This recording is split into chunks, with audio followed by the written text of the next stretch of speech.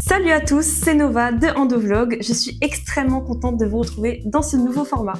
Entre nous, c'est une safe place sans tabou, où on parlera de sujets comme le cycle féminin, la gynécologie ou la femme en général. Aujourd'hui, j'ai voulu me concentrer sur une approche très importante pour le cycle féminin, la naturopathie. La naturopathie vise à accompagner le corps et l'esprit grâce à l'alimentation, l'hygiène de vie et différentes méthodes au naturel pour accompagner le quotidien. Et pour aborder ce sujet, j'ai l'immense plaisir d'interviewer Shamina. Shamina, tu es naturopathe. Est-ce que tu peux nous expliquer qui tu es et en quoi consiste ton métier? Oui, alors déjà, merci de me recevoir. Il n'y a pas de souci. Donc, je m'appelle Shamina, je suis naturopathe spécialisée en santé de la femme.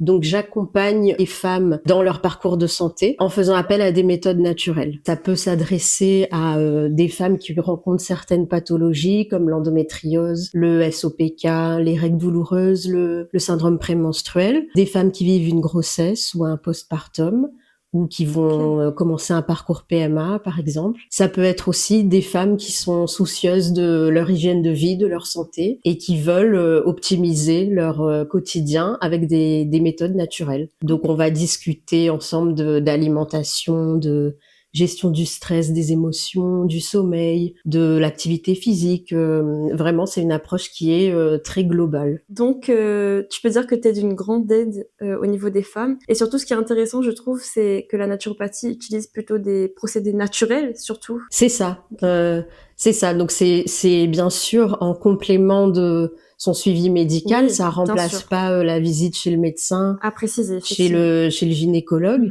C'est vraiment une hygiène de vie à adopter.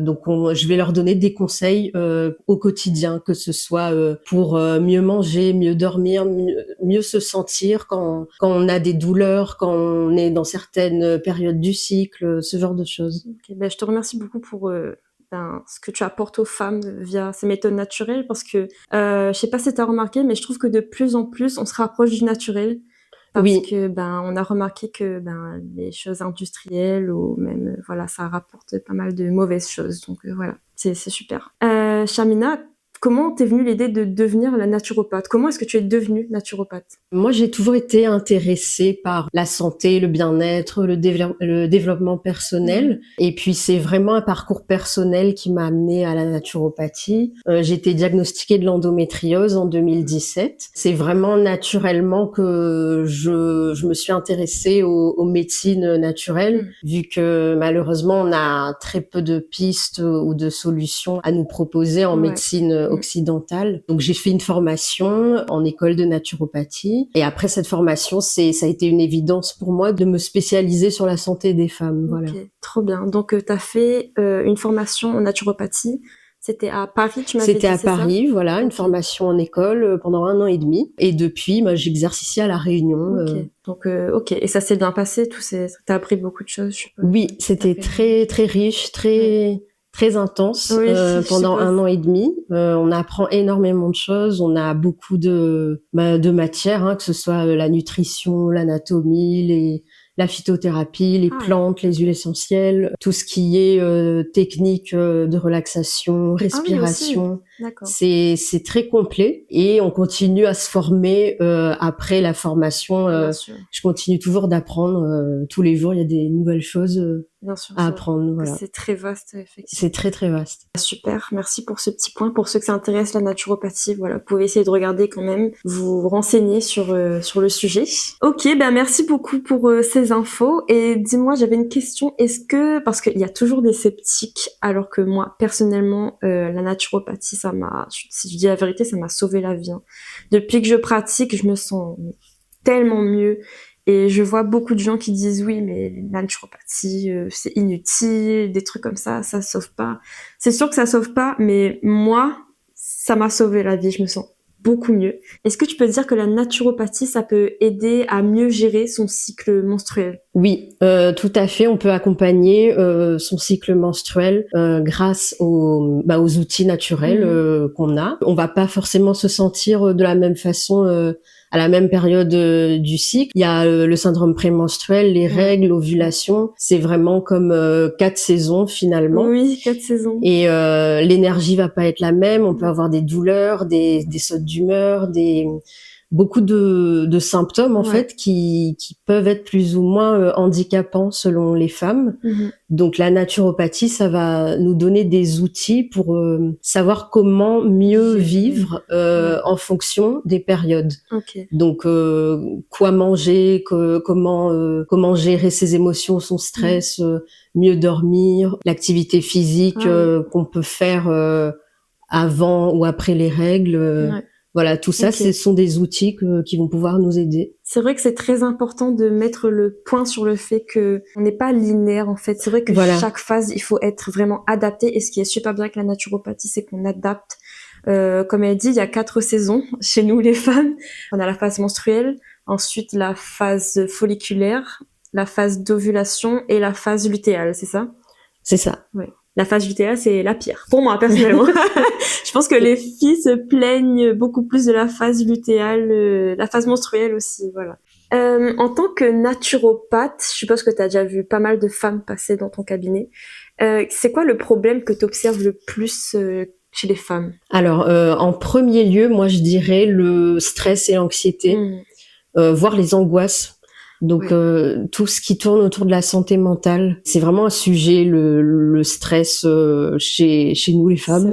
Tout ce qui est pathologie gynécologique, donc endométriose, adénomiose, SOPK, le syndrome prémenstruel, des infections intimes aussi. On est vraiment nombreuses à vivre avec ces sujets-là. Et ce sont des situations qui, à leur tour, entraînent du stress, de l'anxiété, du mal-être, en fait. C'est vrai qu'on a tendance à se dire que c'est normal, alors que moi, je remarque très souvent que quand il m'arrive quelque chose d'assez violent ou que je suis stressée, grosse crise d'endométriose, c'est incroyable. Genre, je pensais que c'était un mythe, mais pas du tout, vraiment. Genre, ça, tout est lié. Donc, le stress, il a un impact énorme en fait sur le corps, sur les réactions, inflammatoires qu'on peut avoir dans le corps. C'est pas vraiment le premier sujet de consultation. Ça arrive toujours en fait. La question se pose toujours de comment je gère ce stress-là. Ça peut avoir des effets néfastes sur la santé physique. Le stress provoque une hormone, je crois le cortisol, un truc comme ça. C'est ça. C'est ça qui va attaquer un peu. Voilà. Et toi, de ton côté, comment est-ce que tu fais pour gérer ton stress au quotidien, du coup? Alors, à mon niveau, sachant que moi, je suis une grande stressée, une grande anxieuse, donc il y a des petits outils qui m'ont aidé comme ça au fil des années. Ça peut être s'arrêter, faire une respiration, revenir au corps en fait. Comme quand ça prend trop de place dans le mental, quand j'ai trop de pensées, reviens au corps, c'est-à-dire je fais des mouvements, des étirements. Donc la respiration. Voilà, c'est très important la respiration. Pour faire redescendre en fait et envoyer un message au système nerveux comme quoi il n'y a pas de danger. Et il peut se calmer, voilà. Respirer une huile essentielle apaisante, écouter de la musique, caresser mon chat.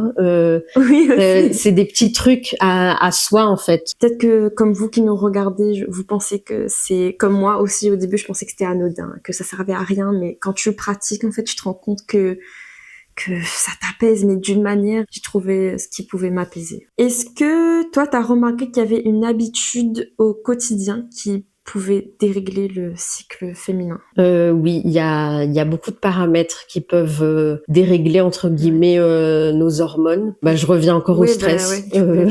Le fait d'être tout le temps en fait en mode stress, ne jamais s'arrêter, et ce qui est pas évident non plus parce que le quotidien, il y a la charge mentale, il y a les choses à faire, les responsabilités, mais quand ça devient chronique, quand vraiment on est dans un état tout le temps en alerte un peu tout le temps. Parfois, quand il y a des femmes qui sont trop stressées, ça dérègle leur cycle, elles ont pas leurs règles, ou alors ça arrive en avance les règles. Donc là, on voit bien que ça a un impact en fait sur le corps. Et puis bien sûr, comment on va s'alimenter, l'hygiène de vie en général. si on prend pas soin de son sommeil, c'est à la base de tout en fait, Oui, le en fait, sommeil. oui, totalement, c'est la base de tout. Parce que c'est pendant la nuit qu'on se régénère, on se régénère, on reconstruit un peu tout, et Ok. il faut pas négliger le sommeil. Ah, c'est sûr, c'est sûr. Après, ça aussi, je pense que c'est propre à chacun, l'alimentation. Genre, une personne peut, par exemple, une pomme peut tolérer une pomme, Voilà. et une autre ne peut pas tolérer une pomme. C'est chacun, et je sais pas si tu pourrais donner ce conseil aussi, mais moi, ce que j'ai fait, c'est que je notais dans un petit carnet les aliments que je digérais, enfin, qui me faisaient mal, etc., des trucs comme ça et tout. Oui, Voilà. bah, c'est une bonne idée. Ouais. C'est un bon réflexe parce que tu peux faire des liens et tu peux te concentrer sur toi en fait. C'est ça. Parce que c'est vrai qu'on a tendance à, aujourd'hui avec les réseaux, on entend énormément de conseils sur l'alimentation. Bien sûr, il y a les conseils généraux de bonne santé, mais certains fruits ou certains légumes qui sont sains sur le papier, toi tu vas pas les tolérer ou ça va te déclencher une crise digestive ou. C'est vrai. Donc, c'est important de s'écouter et de toujours personnaliser, en fait. L'alimentation, on a dit que ça avait un impact sur la digestion, etc. Mais est-ce que ça a un impact sur les hormones? Oui, on sait que l'alimentation, c'est un pilier global de la bonne santé en général. C'est sûr qu'une alimentation un peu trop déséquilibrée, un peu trop sucrée, sur le long terme, ça va avoir des effets néfastes sur nos hormones. Mais aussi sur la santé cardiovasculaire, les douleurs articulaires, ce genre de choses. Il y a le sucre, mais vraiment le mauvais sucre. Donc effectivement, ça a un impact sur les hormones et la santé menstruelle. D'accord, ok. Moi, comme je le disais avant, la naturopathie, elle m'a énormément aidée, notamment parce que j'ai découvert des plantes magiques. Comme on disait aussi tout à l'heure, attention aux conseils qu'on donne. Il faut toujours avoir un suivi médical et demander l'avis à son médecin avant de faire quoi que ce soit. Mais est-ce que toi, tu aurais des plantes ou des remèdes naturels pour accompagner le cycle féminin? Oui, si on parle de la douleur, par exemple, de la douleur menstruelle ou pendant le SPM, les sensations d'inconfort. Le syndrome prémenstruel, pour ça. Oui, pardon. Non, pas de souci. Les inconforts qu'on peut rencontrer, on a, ici à La Réunion, on a la chance d'avoir des super plantes comme le curcuma, le gingembre. C'est des tisanes pays qu'on trouve ici et qui vont avoir un effet anti-inflammatoire, apaisants, qui vont soutenir un peu la vitalité, la digestion, que ce soit dans l'alimentation ou directement en infusion, en tisane. Enfin, j'ai beaucoup de bons retours sur ce genre de plantes. Oui. Moi, j'ai pratiquement que des bons retours sur ce genre de plantes. Effectivement, le safran et le gingembre m'a beaucoup aidé parce que ce sont des éléments anti-inflammatoires et c'est vrai qu'on parle souvent que l'endométriose, le SOPK, l'adénomiose, ce sont des maladies inflammatoires chroniques. C'est ça, je crois. C'est ça. Sont des maladies qui sont pas seulement gynéco. Donc, exactement. Qui sont vraiment systémiques. Il y a de plus en plus d'études qui montrent ça impacte tout le corps. Ce sont des pathologies de tout le corps parce qu'il y a une inflammation chronique qui peut créer d'autres symptômes que purement gynécologiques. On peut avoir des douleurs, des problèmes de peau, de l'acné, des soucis avec son poids, ce genre de choses. Et du coup, la qualité de vie des patientes, ce sont pas des symptômes qui sont graves entre guillemets, c'est-à-dire qu'on vit avec, mais on vit mal, quoi. Exactement. Du coup, en se basant sur ça, est-ce que la naturopathie peut accompagner des pathologies comme l'endométriose, le SOPK ou l'adénomiose? Oui, donc c'est des demandes qui sont fréquentes et bien sûr on parle toujours d'accompagner, donc ça va pas forcément supprimer toutes les douleurs ou tout changer du jour au lendemain. C'est vraiment une hygiène de vie à adopter, vraiment sur le long terme. C'est vrai. Et comme on sait que ce sont des pathologies qui impactent tout le corps, c'est pour ça que la naturopathie a son rôle à jouer. Parce qu'on va s'intéresser vraiment à tous les aspects. Voilà. Ok. Je sais pas si t'as remarqué, mais souvent on nous conseille de supprimer certains aliments. Et je vois beaucoup de femmes tomber en dépression parce que elles peuvent plus manger ce qu'elles veulent et c'était dur même pour moi qui a dû arrêter de manger. Je sais pas, du lait par exemple, des trucs comme ça, ça a été vraiment très dur pour moi. Quel conseil tu pourrais donner là-dessus? Alors oui, on entend beaucoup parler de l'alimentation anti-inflammatoire et on voit beaucoup beaucoup de conseils qui nous disent de supprimer beaucoup de choses. Donc on a tendance à lister plein d'aliments et à les diaboliser comme le sucre, le gluten. C'est important d'aborder les choses de façon personnalisée. Ce qui va convenir à ma voisine va pas forcément me convenir à moi. C'est sûr. C'est important d'équilibrer et de pas oublier la notion de plaisir dans l'alimentation. Oui, je suis totalement d'accord. Si on se prive et qu'on se frustre trop, on va se retrouver en fait à être dans un état de stress permanent par rapport à l'alimentation, et ça c'est presque plus néfaste que les aliments eux-mêmes. C'est sûr qu'il y a des aliments qui sont pas bons pour la santé à long terme.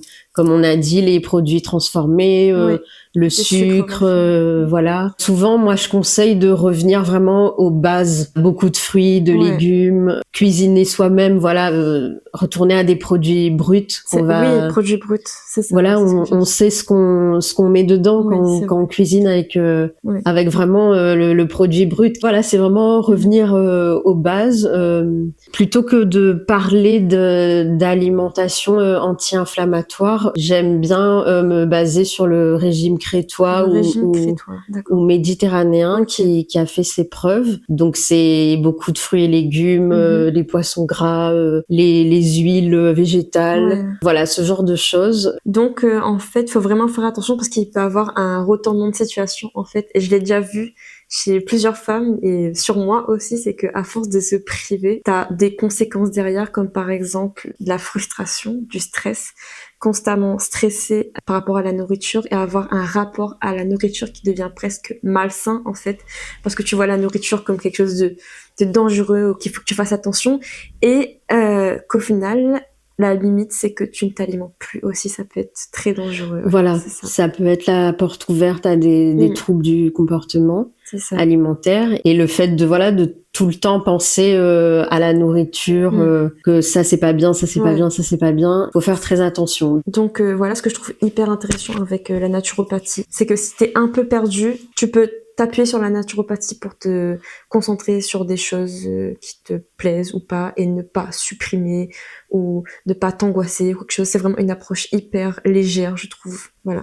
On arrive sur la fin, Shamina. C'était un plaisir de t'accueillir. Est-ce que tu aurais un conseil ou un message à faire passer aux femmes? Oui, alors il est assez basique. Mon conseil, c'est écoutez-vous, écoutez votre corps, écoutez vos émotions.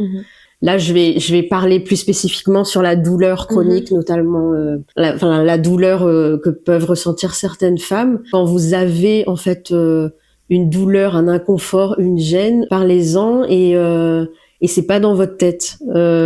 C'est pour ça que c'est important de s'écouter. C'est vous qui vivez dans votre corps en fait. Donc vous avez le droit d'en parler, et vous n'êtes pas obligé de rester dans des situations de douleur, d'inconfort, de mal-être qui durent depuis trop longtemps. Il y a des solutions qui existent, et il y a des personnes qui sont là pour vous accompagner. Tu dis que c'est assez basique comme conseil, mais moi je trouve que même les conseils les plus basiques méritent d'être donnés encore et encore, parce que à l'heure d'aujourd'hui, je vois encore énormément de femmes qui sont pas compris, qui sont pas entendues, disant d'errance médicale dans la gueule, et c'est pas normal. Donc ton conseil, il est peut-être basique, mais il est pas anodin, parce que je trouve que à l'heure d'aujourd'hui, il faut encore en parler, et on en parlera jusqu'à temps que les choses bougent encore et encore. Voilà, je suis bien d'accord. Shamina, je te remercie infiniment pour ce super moment qu'on a passé ensemble. Où est-ce qu'on peut te retrouver? Alors merci, c'était avec grand plaisir. Merci de m'avoir invitée. On peut me retrouver sur Instagram, sur chami.naturopathe, ou sur mon site internet chaminaturopathe.com, où là vous aurez toutes les infos pour prendre rendez-vous, ou même pour me poser des questions sur la santé des femmes au naturel. Merci beaucoup Shamina encore. Merci à toi. Merci pour votre écoute, c'était Shamina et Nova de Endovlog. Portez-vous bien, retrouvez-nous pour de nouvelles aventures, et n'hésitez pas à me suivre sur Instagram endo.vlog.